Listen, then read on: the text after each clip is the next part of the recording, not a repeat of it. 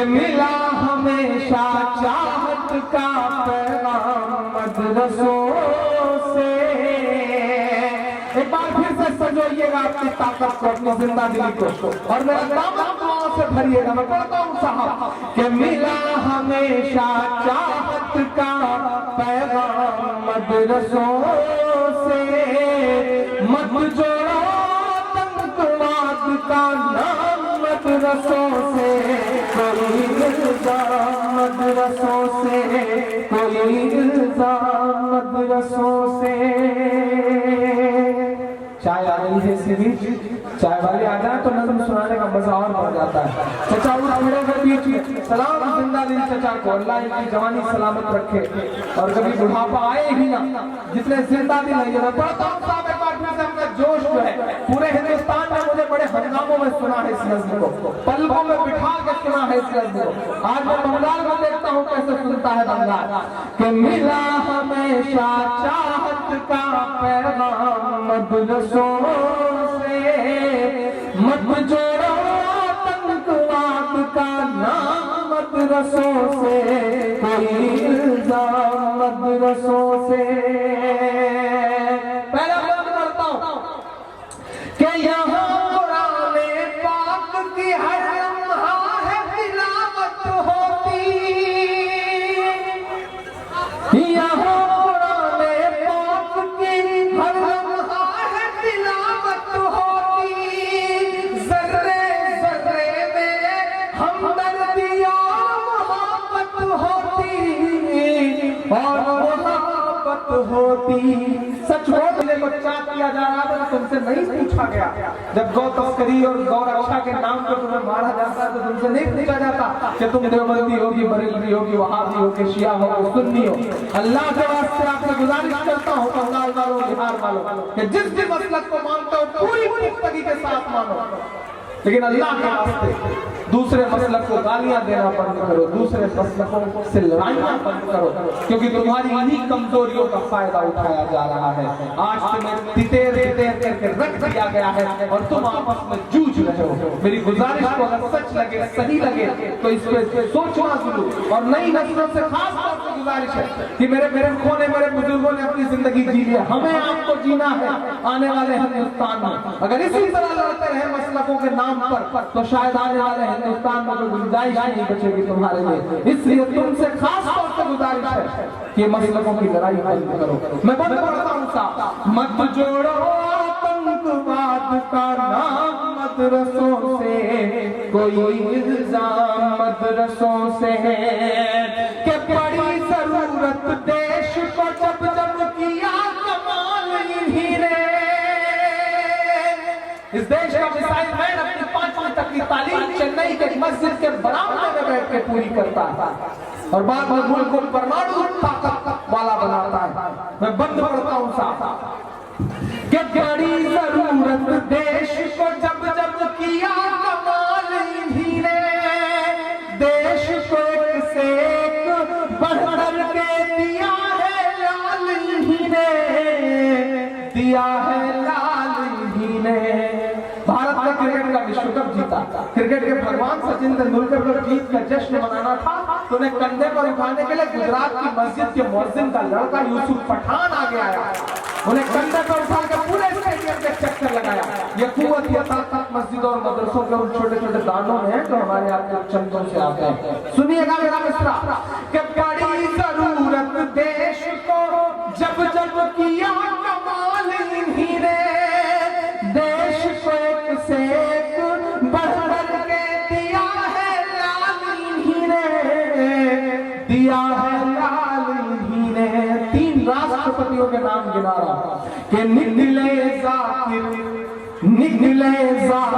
फखरुद्दीन कलाम मदरसों से, मत जोड़ो आतंकवाद का नाम मदरसों से, कोई इल्जाम मदरसों से। मुशारा अच्छा लगा है ना आज की रात? तो मुझे लगता है एक बार गुलाम रब्बानी साहब के लिए और उर्दू एकेडमी के लिए और मदीबुल हक साहब के लिए, आलिमा नूरी साहिबा के लिए, कन्हैया साहब के लिए पूरे पंडाल की जोरदार तालियां बजनी चाहिए मुबारकबाद के तौर पर। इन्होंने ये खूबसूरत कोशिश करी।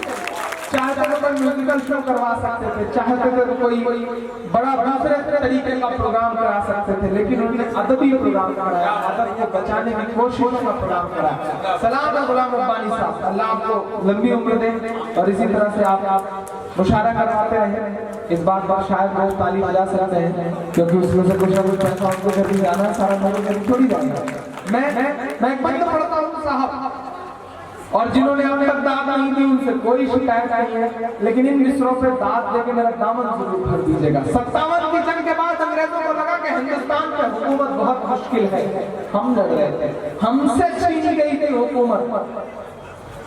उन्हें लगा कि हिंदुस्तान पर हुकूमत मुश्किल है, हुकूमत करना है तो मुसलमानों को मिटाओ, मुसलमानों को मिटाना है तो कुरान मिटाओ।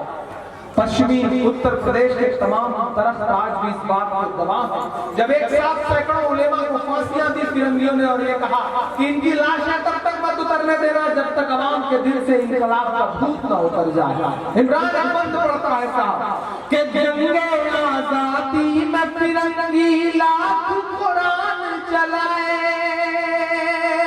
पहुंचाइएगा गिरिराज सिंह तक ये मिसरे, पहुंचाइएगा आदरणीय योगी आदित्यनाथ तक ये मिसरे, क्योंकि इमरान सच बोल रहा है, इमरान सच बोल रहा है कि जंगे आजादी में फिरंगी लाख कुरान चलाए। ईमान में हरारत पैदा हो तो बताना।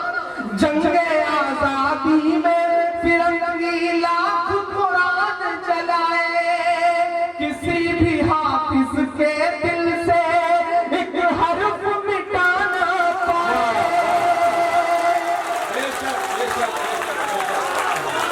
बहुत सही है, क्या कहने क्या जिंदाबाद जिंदाबाद। अभी सबसे ताली नहीं बजाई, मुझे लग रहा है कि ईमान में हरारत नहीं पैदा होता है पीछे क्या।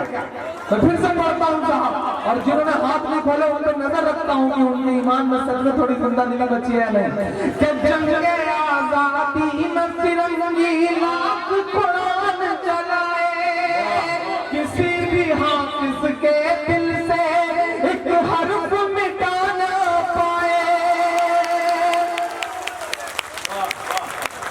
लिया है अल्लाह ने ऐसा भी काम मदरसों से, मत जोड़ो आतंकवाद का नाम मदरसों से, कोई इल्जाम मदरसों से, कोई इल्जाम मदरसों से।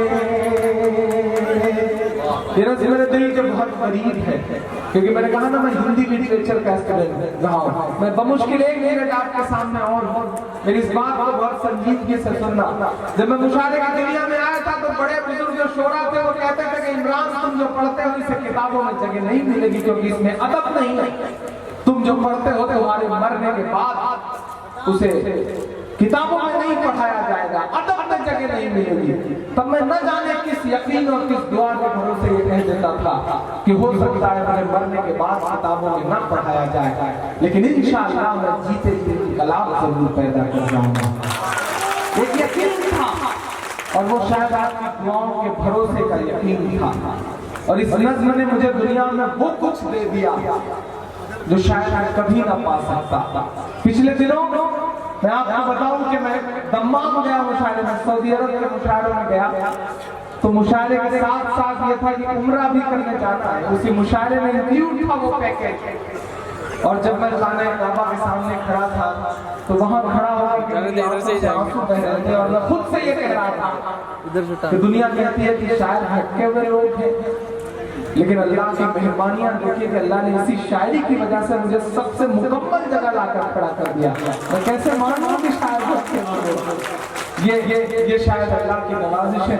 इस नज़्म ने मुझे क्या दिया है मैं बताना चाहता हूँ। मैं 29 साल की उम्र में जब दुनिया ये कहती थी कि इमरान की शायरी के लिए अगर में कोई जगह नहीं है, तो उत्तर प्रदेश की जो पिछली हुकूमत थी उसने 29 साल की उम्र में मुझे अदब का, साहित्य का सबसे बड़ा जो सूबे का अवार्ड है यश भारती 11 लाख रुपए का अवार्ड मेरे दामन में डाला। सबसे कम उम्र में मुझे वो अवार्ड मिला। इस नस्ल ने इस मदरसे की नस्ल ने वो दिया, मेरी शायरी की वजह से नहीं दिया।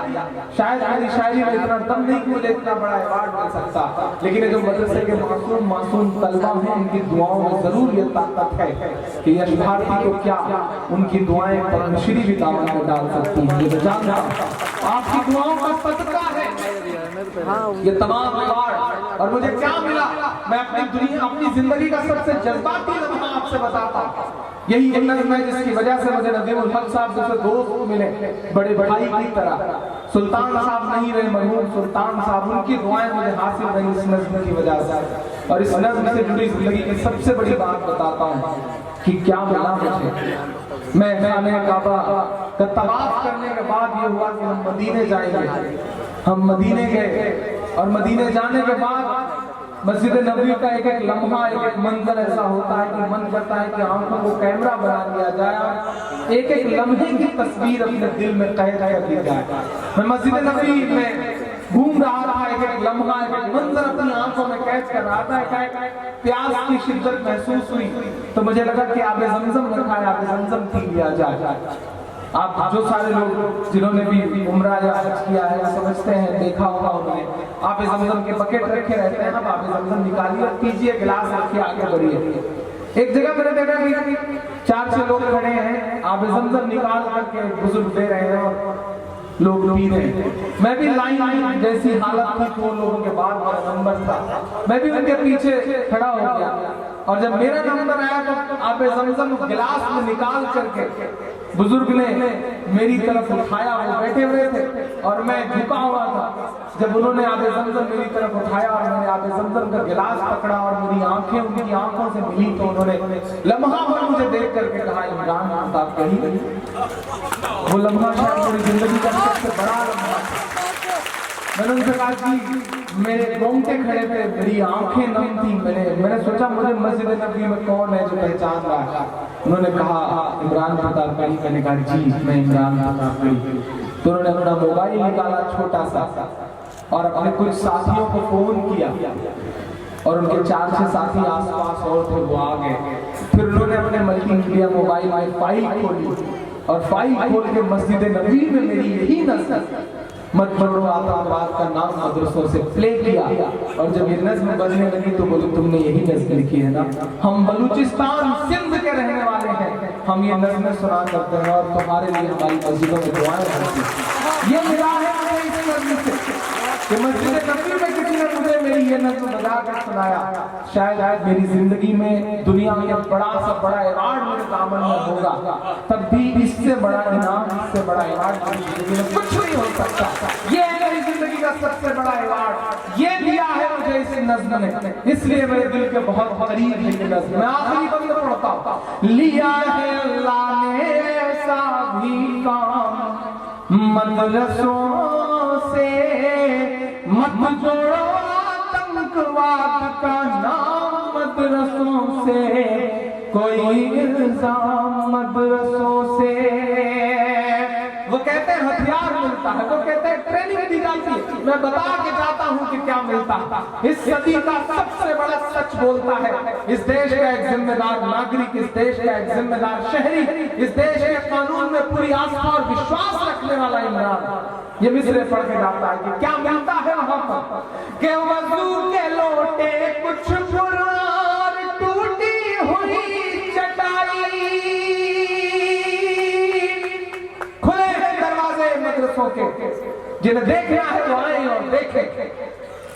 जब 15 अगस्त में हमारे सूबे के चीफ मिनिस्टर ने ऐलान किया कि मदरसों की रिकॉर्डिंग कराई जाए और देखा जाए कि तिरंगा फहराया जा रहा है या नहीं। मैं टीटागढ़ में था आपके बंगाल के मुशायरे में 14 अगस्त की रात, और मैंने वहां खड़े होकर ऐलान किया कि नहीं योगी जी, आप रिकॉर्डिंग करवाने में पैसे मत खर्च करिए, आप ये चेक करवाने में पैसे मत खर्च करिए कि तिरंगा फहराया जा रहा है या नहीं फहराया जा रहा है। वो काम हम खुद कर देंगे, सोशल मीडिया की दीवारों को पाट देंगे ऐसी तस्वीरों से।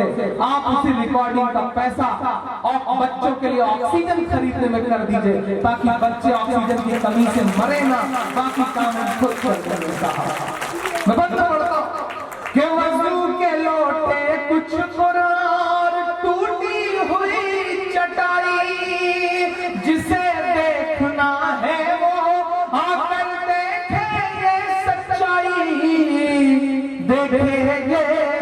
सच्चाई, एक एक शख्स की आमीन चाहिए मुझे कि फैला है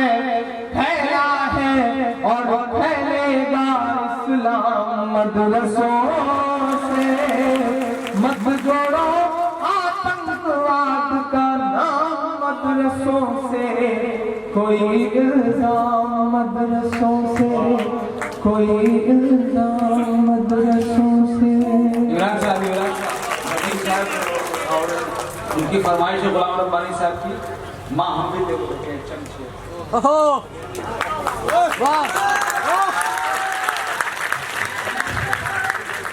बहुत अच्छी नजरियात दिलाई आपने, बहुत दिन से और हजरात एक गुजारिश और है कि इमरान भाई जब ये पढ़ लेंगे तो हमारे दरमियान में मोहतरमा जिया पंडित साहब थोड़ी देर से आई हैं, उनको भी आपको सुनना है ताकि मुशायरा मुकम्मल हो जाए।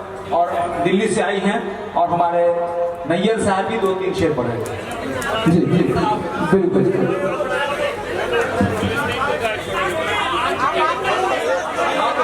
तो ऐसा करते हैं, पहले जिया साहिबा को सुनेंगे, बहुत मोहतरमा जिया पंडित साहबा जो दिल्ली से तवील सफर करके आई हैं, मैं उनसे गुजारिश करता हूं कि जोरदार तालियों से आप इनका इस्तकबाल कीजिए।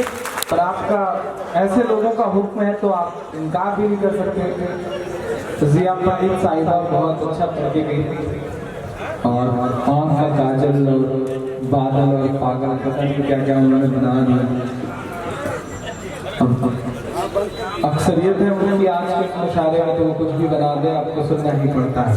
मैं 4 नजर पढ़ता हूँ, बहुत खूबसूरत सी लोअर पहन करके बहुत खूबसूरत से मोबाइल के साथ फोटो खींच रहे हैं भाई साहब यहाँ खड़े हैं।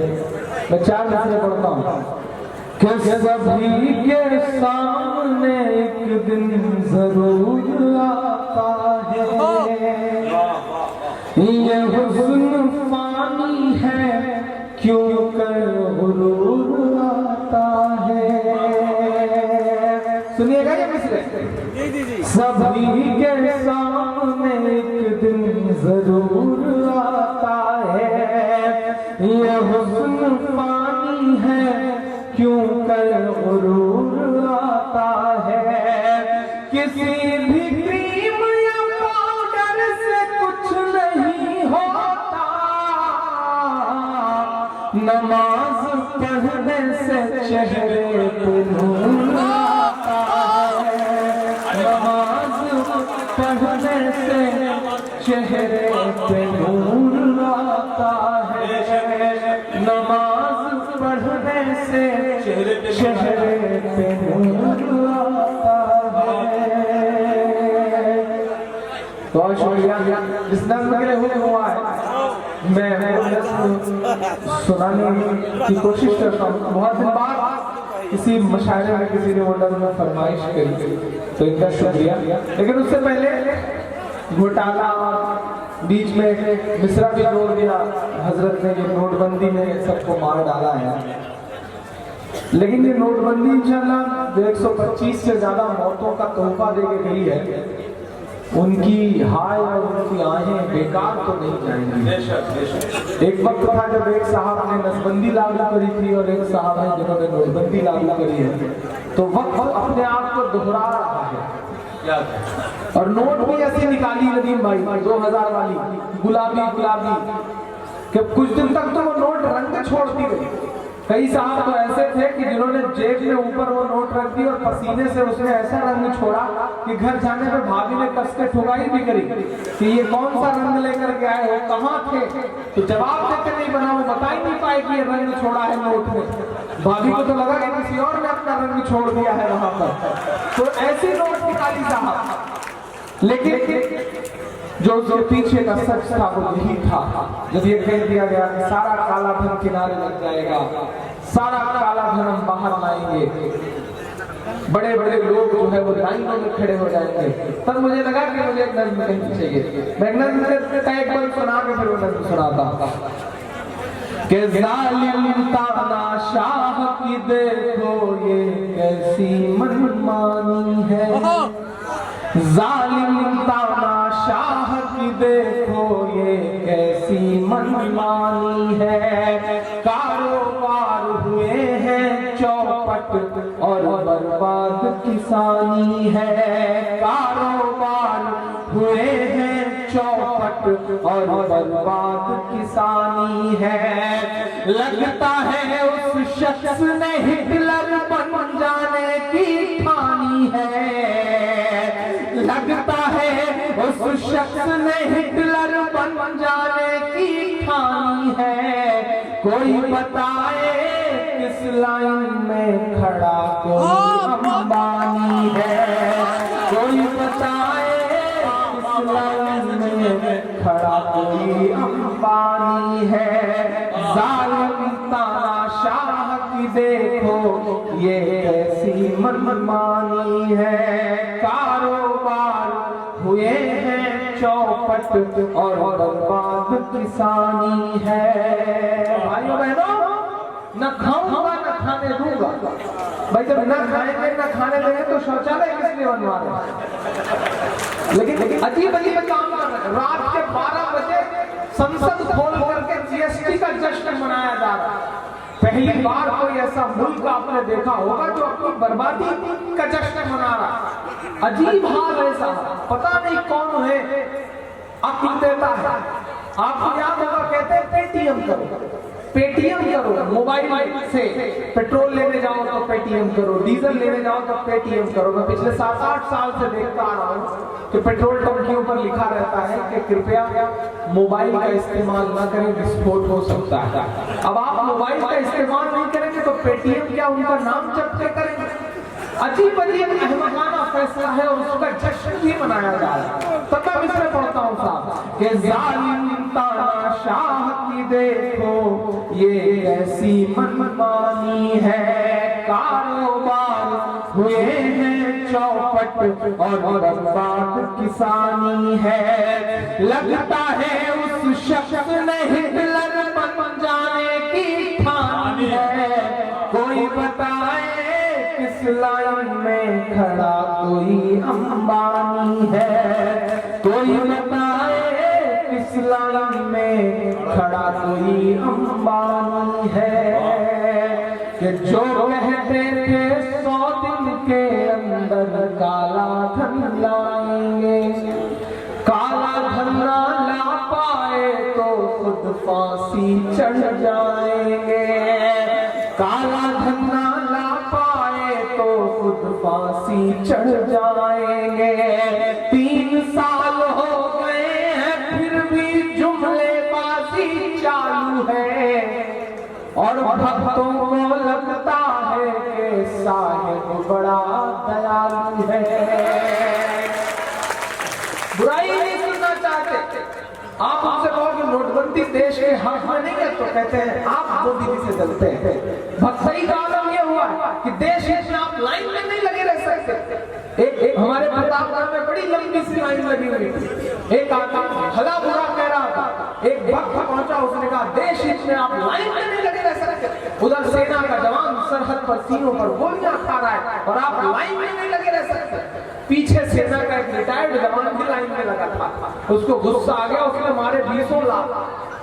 जब 10 के कूट दिया तो वो बोले अरे भाई साहब मैं तो समझाने की कोशिश कर रहा था, आप तो हिंसा पर उतारू हो गए।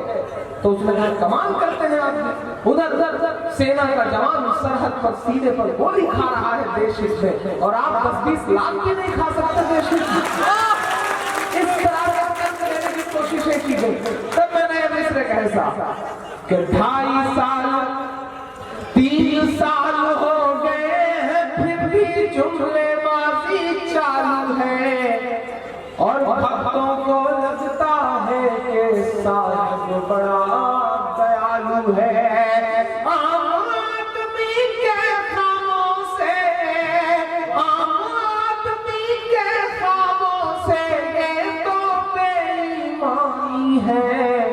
कोई बताए किस लाइन में खड़ा कोई अंबानी है। कोई बताए किस लाइन में खड़ा कोई अंबानी है।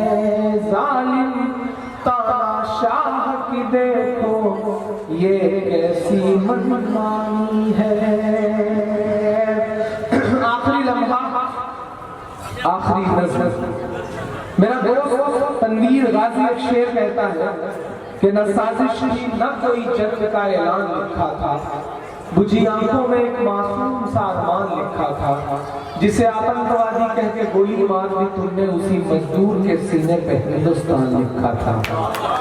एक नज़्म पढ़ता हूँ मेरी जिंदगी की, बहुत बहुत मेरे दिल के करीब की नज़्म, बड़े शुरुआती दिनों की। मैं अक्सर सोचा करता था जब कभी 20 साल बाद, कोई 23 साल बाद, कोई 15 साल बाद भारत माँ से ये कहता है कि सदियों से यहीं पर रहता है, जाने कितने दुख सहता है, भीगी पलकों से एक बेटा भारत माँ से ये कहता है, पुरखे हम सबके गोद में तेरी, पुरखे हम सबके गोद में तेरी खाक ओढ़ कर लेटे हैं माँ, हम भी तेरे बेटे हैं माँ, हम भी तेरे बेटे हैं माँ, हम भी तेरे बेटे हैं माँ, हम भी तेरे बेटे हैं माँ, हम भी तेरे बेटे हैं। कि माँ तेरा आंचल छोड़ के हम 47 में भी नहीं गए, माँ तेरा आंचल छोड़ के हम 47 में भी नहीं गए, जिन्ना की और सावरकर वाली साजिश में भी नहीं गए, जिन्ना की और सावरकर वाली साजिश में भी नहीं गए, लेकिन तुझको सहमे सहमे हालात नहीं दिखते हैं माँ, लेकिन तुझको सहमे सहमे हालात नहीं दिखते हैं माँ, जलते कश्मीर बम्बई और गुजरात नहीं दिखते हैं माँ, जलते कश्मीर बम्बई और गुजरात नहीं दिखते हैं माँ, माँ जब जुबान खोले तो हम गद्दार लिख दिए जाते हैं, माँ जब जुबान खोले तो हम गद्दार लिख दिए जाते हैं, हर एक हादसे के हम जिम्मेदार लिख दिए जाते हैं, जब पड़ी जरूरत तब तब हमने, जब पड़ी जरूरत तब तब हमने सर पर कफन लपेटे हैं माँ, हम भी तेरे बेटे हैं माँ, हम भी तेरे बेटे हैं माँ, हम भी तेरे बेटे हैं माँ, हम भी तेरे बेटे हैं। 25 नवंबर 2017 को शुरू हुआ यह मुशायरा 26 नवंबर 2017 तक आ चुका है। 26 नवंबर यानी कि 26/11 यानी कि मुंबई अटैक का वही दिन जब हमसे शहीद हेमंत करकरे को छीन लिया गया था, जब हमसे अशोक कामटे और विजय सावरकर को छीन लिया गया था। मैं चाहता हूं कि इस मुल्क की मिट्टी के लिए और इस मुल्क में आतंकवाद की सच्चाई को दुनिया के सामने रखने वाले ऐसे जाबाजों की शहादत पर एक बार जोरदार ताली बजा करके हम उन्हें याद करें। ये मुशायरा इमरान खान के नाम तो था ही, ये मुशायरा इस सूबे की जिंदादिल मुख्यमंत्री आदरणीय ममता बनर्जी के नाम तो था ही। मैं चाहता हूँ इस मुशायरे को इसलिए भी याद किया जाए, ये मुशायरा शुरू तो 25 नवंबर को हुआ था, लेकिन खत्म रोज हो रहा है जब इस मुल्क की मिट्टी के लिए कई अजीम अधिकारी अपनी जान कुर्बान कर गए थे। हम उनकी यादों के साथ आज इस मुशायरे को खत्म करेंगे। शहीद हेमंत करकरे, शहीद अशोक कामटे, शहीद विजय सावरकर जैसे जवानों को जिन्होंने अपनी जान कुर्बान कर दी, लेकिन दुनिया को यह बता दिया कि आतंकवाद के कुछ छुपे हुए चेहरे भी हुआ करते हैं जिनसे पर्दा हटाने की जरूरत है। मैं आखिरी बंद पढ़ता हूँ इस बंद का साथ। माँ हम भी तेरे बेटे हैं, माँ हम भी तेरे बेटे हैं। यहाँ पुलिस के तमाम जवान शान से तैनात हैं। आप पुलिस के बारे में चाहे तो राय बनाएं, लेकिन आप यकीन करें, मैं पूरी जिम्मेदारी से ये बात कर रहा हूँ कि मैं जब जब पुलिस की वर्दी में शहीद हेमंत करकरे की लाश को तसव्वुर करता हूँ, जब मैं पुलिस की वर्दी में अपने जिले में शहीद जियाउल हक की लाश को तसव्वुर करता हूँ, शहीद तंजील अहमद की लाश को तसव्वुर करता हूँ, तो इस वर्दी के लिए अपने आप दिल में एक एहतराम आ जाता है। मैं चाहता हूँ कि शाम से अपनी जिंदादिली के साथ, अपनी पूरी जिंदगी के साथ इस मुशायरे को कामयाब करने में पुलिस विभाग ने जिस तरह का सहयोग किया है, पुलिस विभाग के लिए एक बार जोरदार ताली बजनी चाहिए। हम आप अपने घरों में महफूज, हम आप अपने घरों में सुकून से त्योहार मना रहे होते हैं और पुलिस के लिए जवान अपनी रातें, अपनी नींदें कुर्बान कर रहे होते हैं। ये बहुत बड़ी बात है, उन्हें सलाम किया जाना चाहिए, उन्हें सल्यूट किया जाना चाहिए, उनकी मेहनतों को सराहा जाना चाहिए। मैं आखिरी बंदी पढ़ता हूँ। माँ हम भी तेरे बेटे हैं, माँ हम भी तेरे बेटे हैं, कि माँ सत्ता पर तूने कैसे अंधे बहरे बैठाए हैं, माँ सत्ता पर तूने कैसे अंधे बहरे बैठाए हैं, हम सबकी सांसों तक पर देखो तो पहरे बैठाए हैं, हम सबकी सांसों तक पर देखो तो पहरे बैठाए हैं, माँ हम अपने नन्हे पैरों से चलने की कोशिश में है, इस रंग बदलती दुनिया के संग ढलने की कोशिश में है, हो मुसलमान तो क्या उसकी भी जान तो चाहिए होती है, हो मुसलमान तो क्या उसकी भी जान तो चाहिए होती है, बेटा कैसा भी हो जाए पर माँ तो माँ ही होती है, बेटा कैसा भी हो जाए पर माँ तो माँ ही होती है।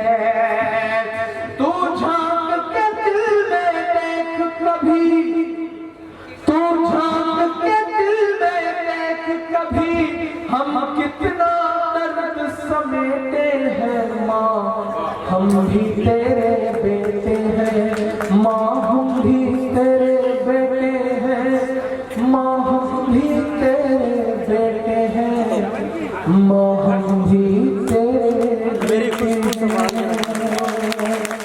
बहुत शुक्रिया, बहुत मोहब्बत है। और इन मित्रों के साथ आपसे विदाई कि मेरी खुशबू जिनको काटा गया नफरतों के सबब, जिनको काटा गया नफरतों के सबब, मैं खड़ा हूँ हर ऐसे शजर के लिए, कल तलक में खड़ा साथ पहलू के था, कल तलक में खड़ा साथ पहलू के था, आज फिर से खड़ा हूँ उम्र के लिए, कल तलक में खड़ा साथ पहलू के था।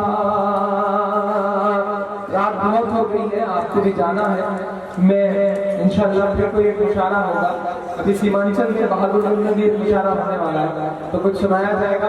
और 5 दिसंबर को बहुत बड़ा मुशायरा कर रहे हैं नदीमुल हक साहब मुस्लिम इंस्टीट्यूट की तरफ से। मैं गुजारिश करूंगा कि आप वक्त लगे तो कोलकाता उस मुशायरे को सुनने जरूर आइए। आलमी मुशायरा है वो, और हिंदुस्तान की तारीख में पिछले 10 साल में इतना बड़ा मुशायरा नहीं हुआ होगा कोई, ऐसा मुझे यकीन है कि इंशाल्लाह ये मुशायरा जो 5 दिसंबर को होने जा रहा है वो रहेगा। और गुलाम रहमानी साहब को जरूर पकड़ के लाइएगा, क्योंकि ये आपको पकड़ के लोग आपकी पूरी रात कुर्बान करवाई गई। जी जी महुआ खाली, अच्छा अच्छा, वहाँ भी एक मुशायरा होने वाला है। नाम भी इतने खतरनाक है कि लेने में, प्रोनाउंस करने में ही बड़ी दिक्कत हो जाए साहब।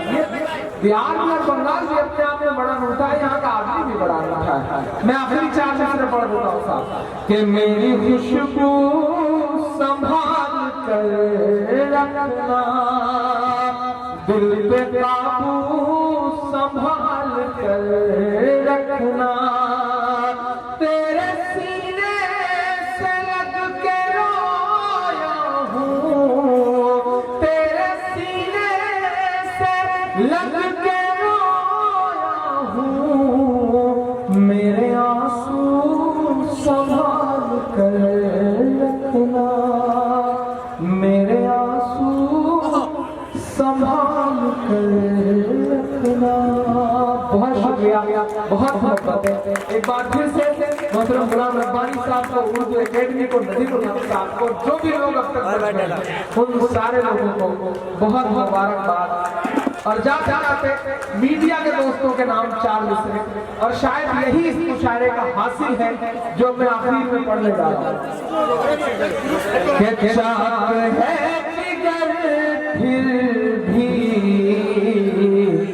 आए हैं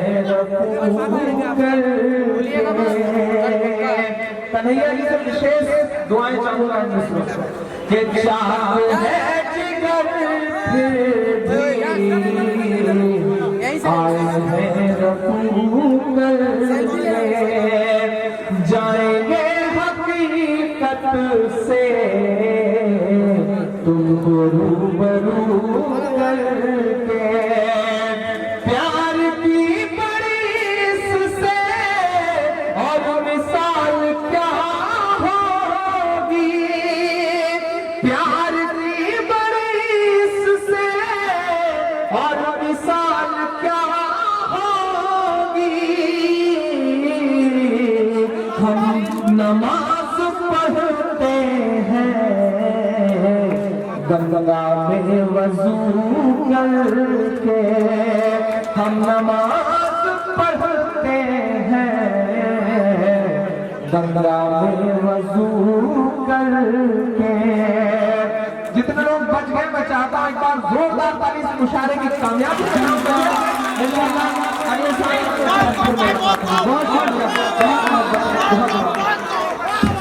और माफीन में मैं रब्बानी साहब से चाहूंगा कि जो इनके तासुरात रहे हैं वो भी कहें और आप लोगों का शुक्रिया भी अदा करें। मोहतरम गुलाम रब्बानी साहब, पंचायती राज मंत्री, तशरीफ फरमाएं। बहुत बहुत शुक्रिया इमरान भाई। मैं नाम सिर्फ सुना था, यूट्यूब में देखा था, लेकिन आज ये आपका मुशायरा सुनने के बाद दिल कहता है कि हर रात को मुशायरा जो है मैं करवाऊं और हमारे कानपुर के लोगों को सुनवाऊं।